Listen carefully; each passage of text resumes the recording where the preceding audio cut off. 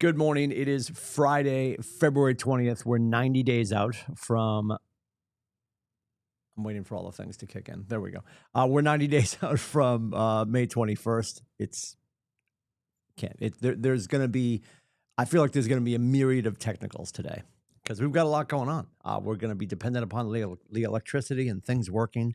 Um, it's just, there's been some lead indicators that I'm going to be challenged. I mean, I'm challenged every day if you're keeping score at home, but nonetheless, Friday, Feb 20, we are 90 days out from the 21st of May.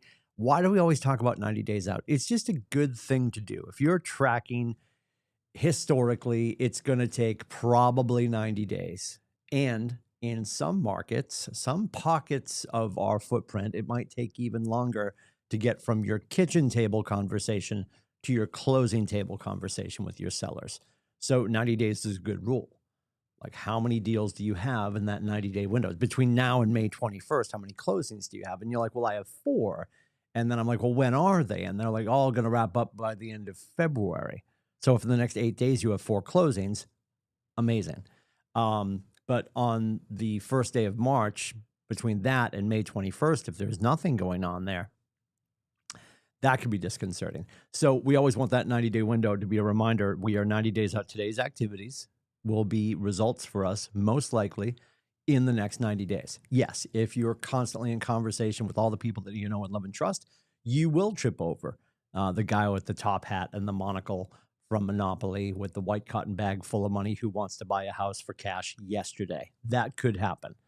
More often than not, it's going to be just stacking those conversations and working on that human capital of making sure that you're always there, even when the transactions aren't happening. That's our biggest challenge. We tend to come out of the bushes when we see them grabbing their checkbook. And then we wonder why we have relegated ourselves to like fighting for the bottom 3 rungs of the ladder.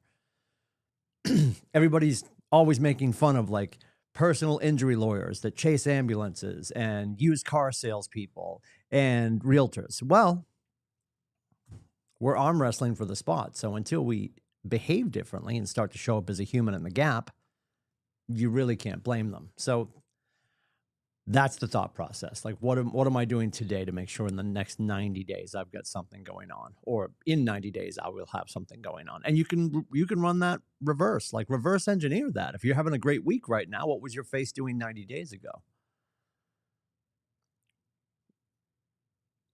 And that might help you be like, oh, okay, yeah, who was I hanging out with? I was getting a good night's sleep. I was eating a little bit better. I was taking care of myself. I was doing the next right thing on a regular basis. That's all.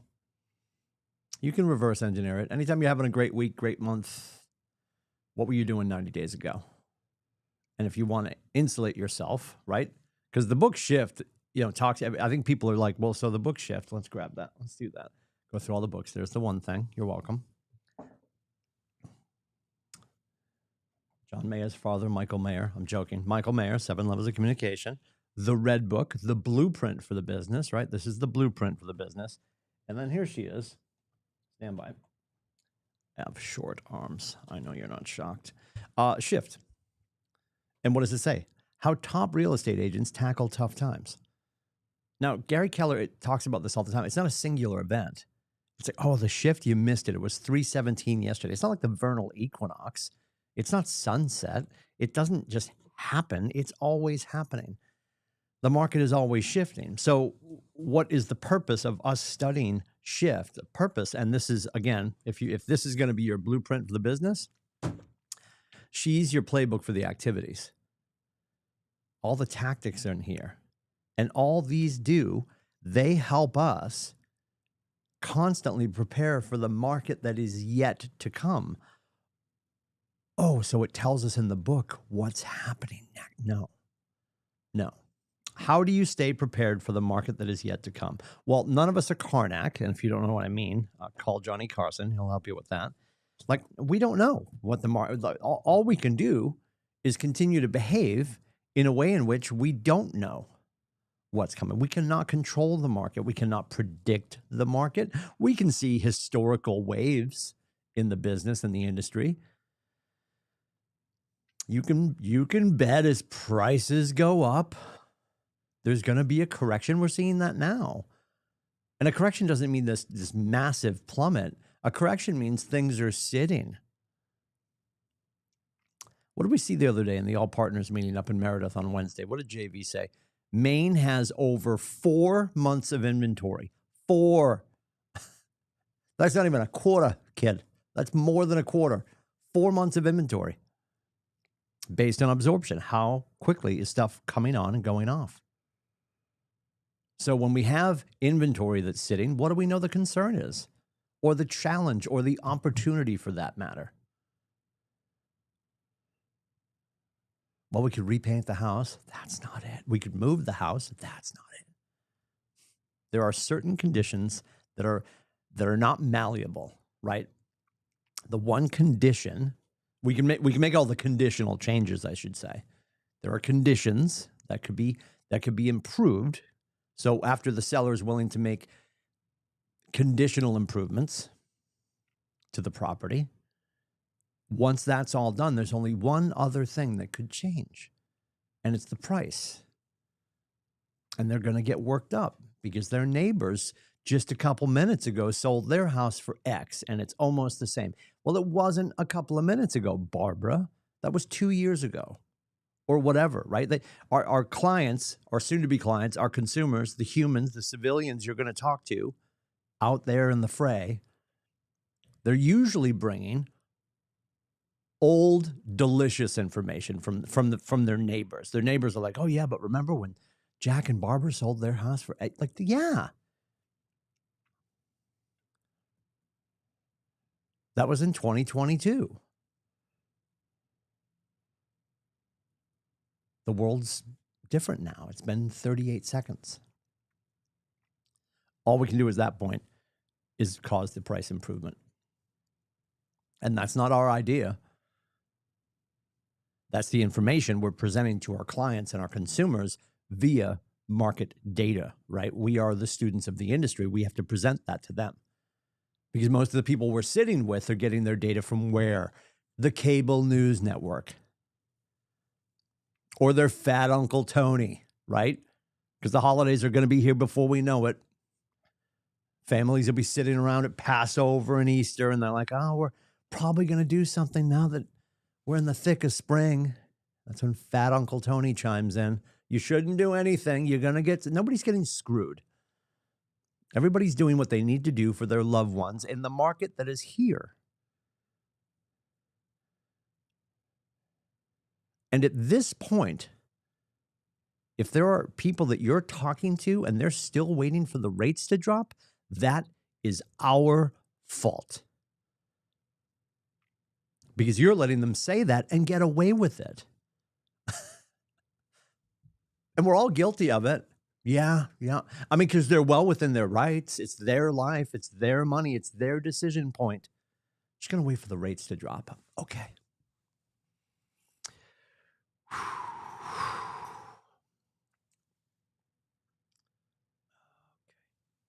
What are we doing?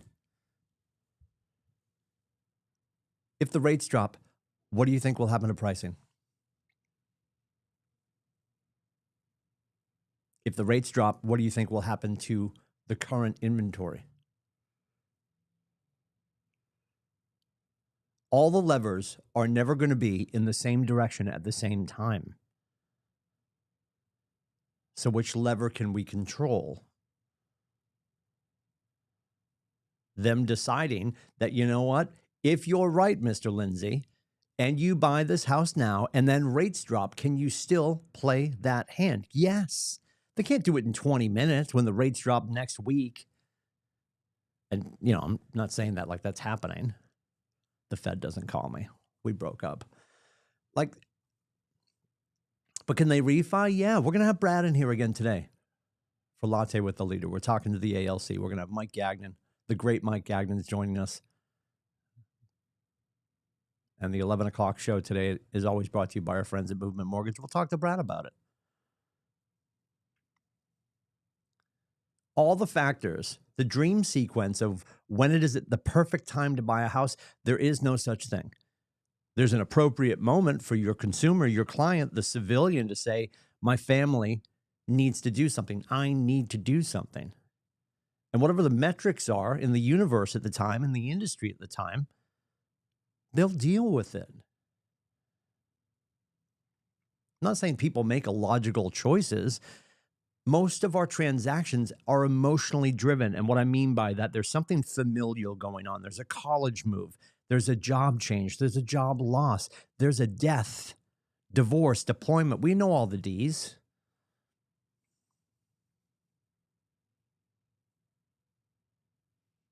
Like the rates aren't going to drop and the prices aren't going to drop and the inventory is not going to go up. Got all the money in the world with the greatest interest rate and I can choose any house on the planet. She died in the fire. That's never happened. There might have been a window for someone where everything sort of started moving. Like, oh, the house, that's almost 100% house. That's exactly what we dreamed about. And the rates are good right now. And that price is going to be okay. There is a correction coming. It will not be a collapse. We talked about this during the All Partners meeting. It is going to be a graceful correction that we're going to require.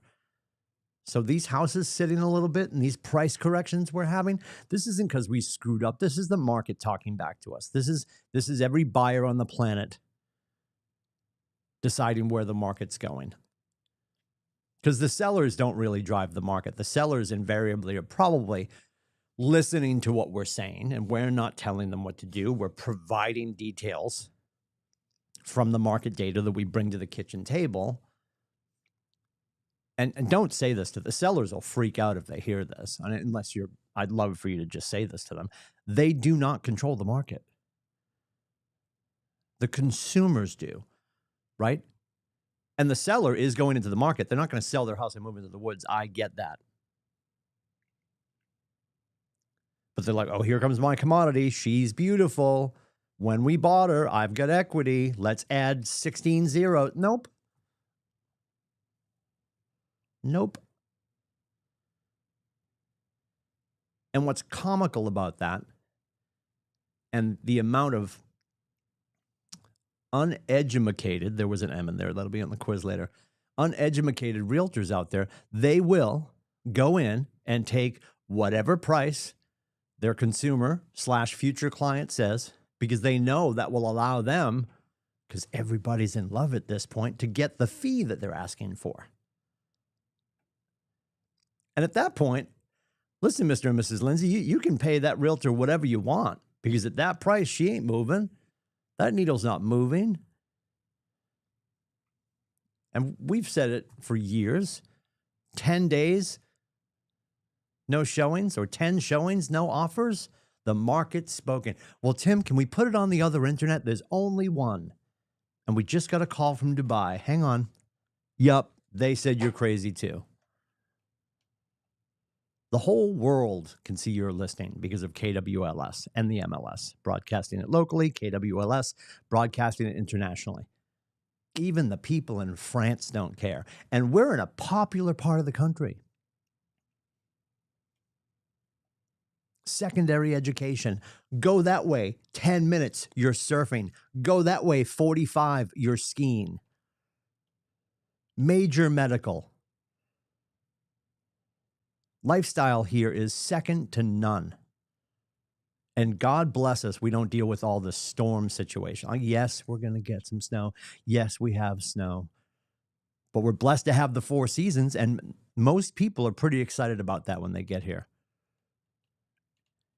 It's not different versions of summer or different versions of winter. We get all 4, and they might come and go in different variations every year. We are blessed to work in this industry in a spectacular part of the country.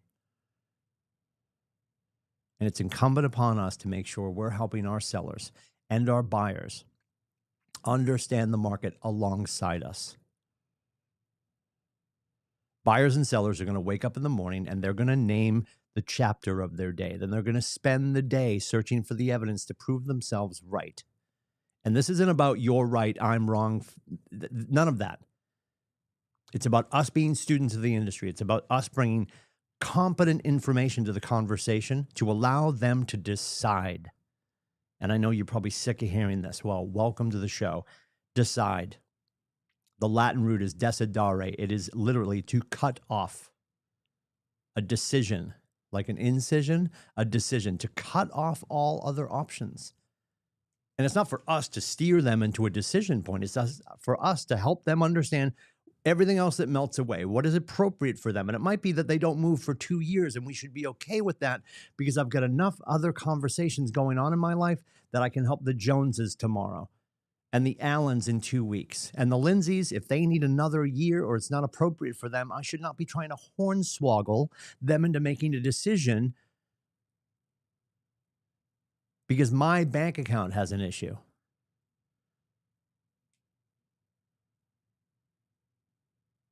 We have to stack enough conversations that as people decide it's appropriate for them, we can just fill our calendar with service.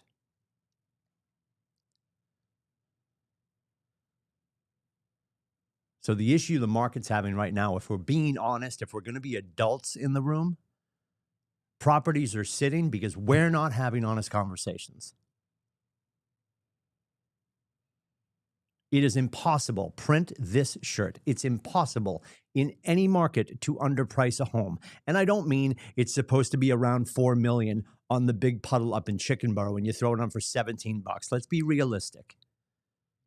But if we could start to guide our sellers to go in at market price, God forbid, and let them win the day because more people are attracted to that conversation and it auctions up. It's not going to happen every time. It's not going to make them net $5 million more, but it's going to cause them to not sit and marinate in their stupidity. Well, my neighbor sold for X 10 minutes ago. Revisionist history. It wasn't 10 minutes ago. It was 2 years ago. The market was different. The market was different yesterday. That's why contracts happens every week, so we can stay in constant conversation about what's going on around us. It's not their job to understand the market. It's ours. And if you're letting them learn the market from local news, cable news, Fat Uncle Tony, that's our fault. We have to right that ship. That's the shift. The fact that the numbers, the marketplace, the industry is always changing. We can't sit on our hands. It's madness to do so. Someone, somewhere in your marketplace, this is the mantra of this book, Michael Mayer, 7 Levels of Communication. Today, somewhere in my city, someone's looking for help, and it is my job to find them and inform them and guide them and allow them to make the decision appropriate for them and their loved ones. I paraphrase there at the end. But that's what this is about. It's not about who can I sit down with and let them name the price without any information. They're the seller. They can name the price.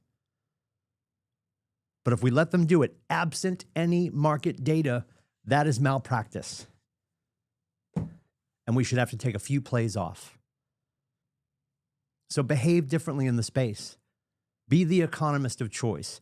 Be the local resource that they can count on to deliver real information, not what they want to hear.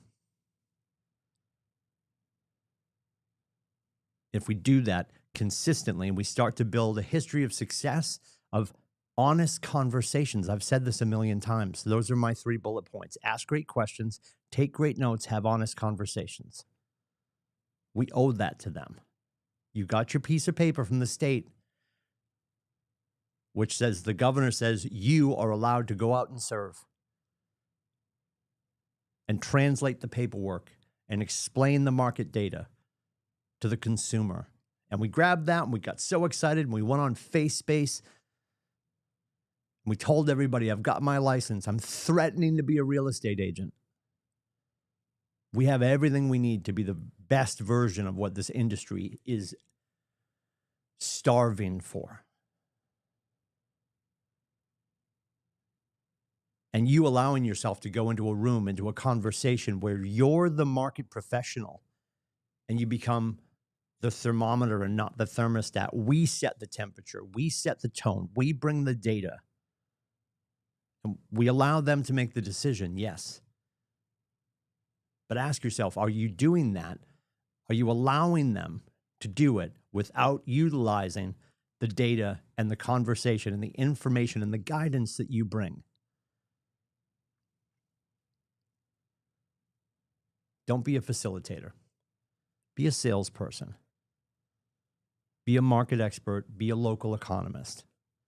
And that can start with your next conversation. When we behave differently, we can correct the market. It's incumbent upon us to do that. You've got Fight Club. That's going on in about 10 minutes. If you want to go do your lead gen and have some honest conversations, KWFightClub.com. Lisa is teaching session 20 of Ignite. That's happening today at KellerIgnite.com at 11 o'clock. Latte with a leader. We're going to talk to Mike Gagnon. We'll have Brad Kelly here from Movement Mortgage so we can talk about rates and plans and what people should be considering to move forward. Midday protocol at 1 o'clock. We're going to talk about how our day went, your conversations and interactions, your appointments, and your agreements signed. And then at 1:30, back to basics, KWCLM forms with the Jason Westcott. You can do that at kellertv.com. Everything about this industry is ultimately waiting for leadership. We have a huge, huge weight on our shoulders as a market center where we work. We are market leaders. And whether we're leading or not leading, we're leading. People are watching what we're doing. You can set the tempo. You can change the course of what's going to happen during 2026 by really digging into the data, becoming great, great students of the industry, and delivering that to kitchen tables to make people understand better how the needle is going to move faster for them. It's not always about speed, but it's certainly about their time frame and what's important to them, right? Is time and money. It's important for all of us. Can we get it done in their time frame? Can we net what they're looking for? And can we do that by being strategic in our conversations and our implementation? If I can help with that, let me know. It is 603-834-2856. You can also book my face at meetwithcoach.com. Of course, I'll be out of office. We'll be back in the building next Thursday. We're here today, back in the building next Thursday after family reunion wraps up. Enjoy the snow. Stay safe out there. Have a great afternoon. Bye-bye.